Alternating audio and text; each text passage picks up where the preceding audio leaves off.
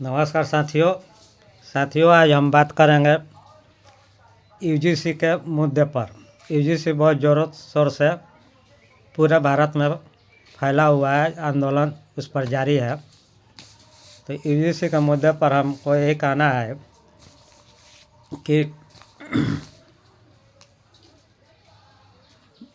इतने सारे कानून आए जो कि सुप्रीम कोर्ट में मुकदमा है जो कि अभी तक लंबित है, जिस पर कि आज तक सुप्रीम कोर्ट का कोई भी फैसला निर्णायक नहीं हुआ।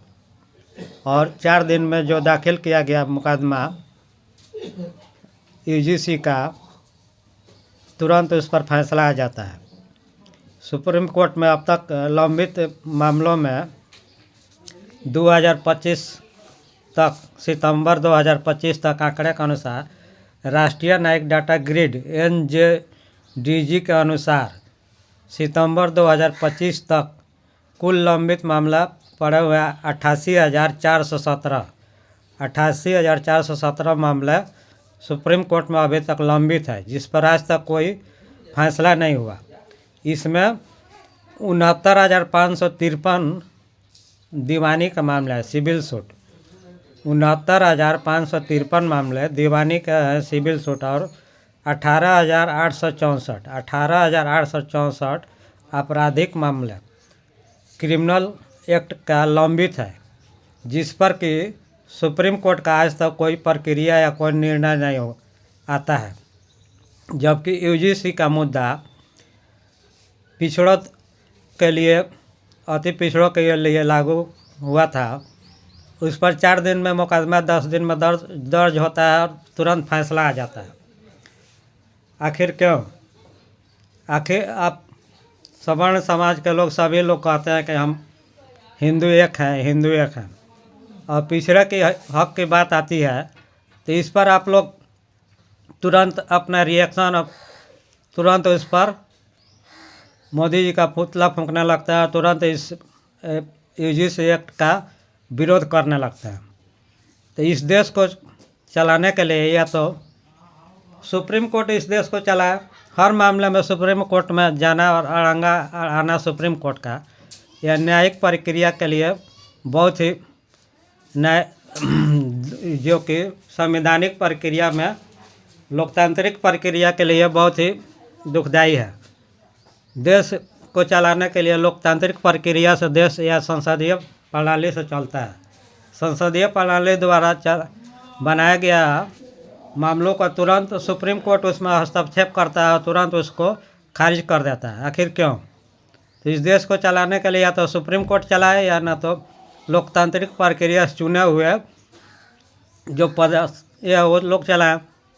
इसी तरह बहुत सारे मामले हैं यूजीसी के लिए पहले से ही डर पैदा करके लोगों के अंदर अब इसका आंदोलन करना शुरू कर दिया है। अभी होगा कि नहीं होगा, कानून बना है, मान लीजिए चोरों के लिए कानून बनता है, तो चोर रहता है उसी को ना डर रहता है, जो चोर नहीं है उसको लिए क्या डर है। तो इसका मतलब है कि आप उस पर अत्याचार या करते हैं, रैंगिंग करते हैं कॉलेजों में, या तभी ना आपको डर है। यह तो हमारे अनुसार पिछड़ों के लिए, अति पिछड़ों के लिए हम ये कॉलेजों से हट करके सामान्य रूप से जिस तरह से SC/ST एक्ट लागू किया है उस तरह से लागू होना चाहिए। अब हमारे नज़र में तो भाजपा 2 फाँटों में, 2 भागों में बढ़ता हुआ नज़र आ रहा है। एक सवर्णों का भाजपा और एक पिछड़ा दलित और अल्पसंख्यकों का भाजपा। इस तरह से आप लोग करेंगे तो कौन आप लोगों का साथ रहेगा? जब हमारे हक और हिस्से के अधिकार के लिए आप लोगों ने विरोध करना शुरू कर दिया और हम लोगों का हक के अधिकार के लड़ाई को ख़त्म कराने में सहयोग आप लोग साथ दे रहे हैं, इस अनुसार से तो कोई अब साथ नहीं देगा आप लोगों का। 2 भागों में हो जाएगा भाजपा। इतने दिनों से लंबित मामला जो पड़ा था उस पर कोई कार्रवाई सुनवाई नहीं होती है। निर्भया हत्याकांड का मामला सालों से वर्षों से पड़ा हुआ, राम मंदिर का मामला हो, चाहे बहुत सारा, सुप्रीम कोर्ट का कोई फैसला नहीं आता है।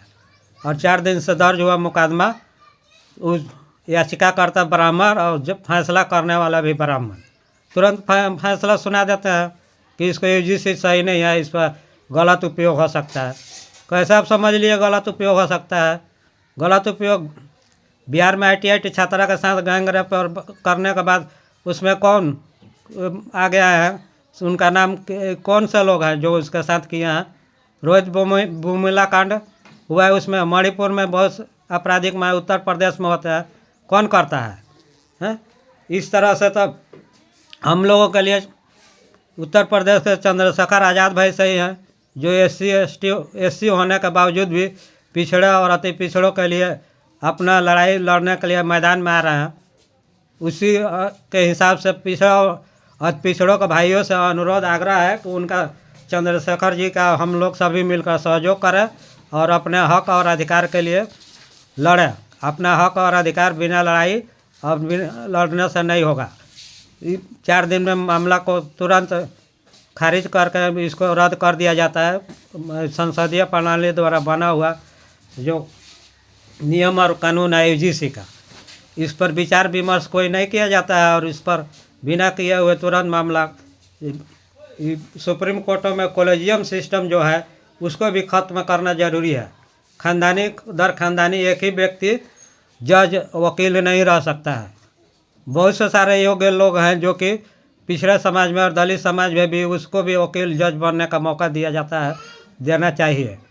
तुरंत आप लोग फैसला सुना करके इस पर तुरंत चले जाते हैं सुप्रीम कोर्ट में। तो न्यायिक पर तो सब इस तरह से लोकतांत्रिक प्रक्रिया को ख़त्म कराने में आप लोगों का सहयोग होना चाहिए। लोकतांत्रिक प्रक्रिया ख़त्म करके सुप्रीम कोर्ट के द्वारा देश को चलवाया जाए, यही मेरा कहना है।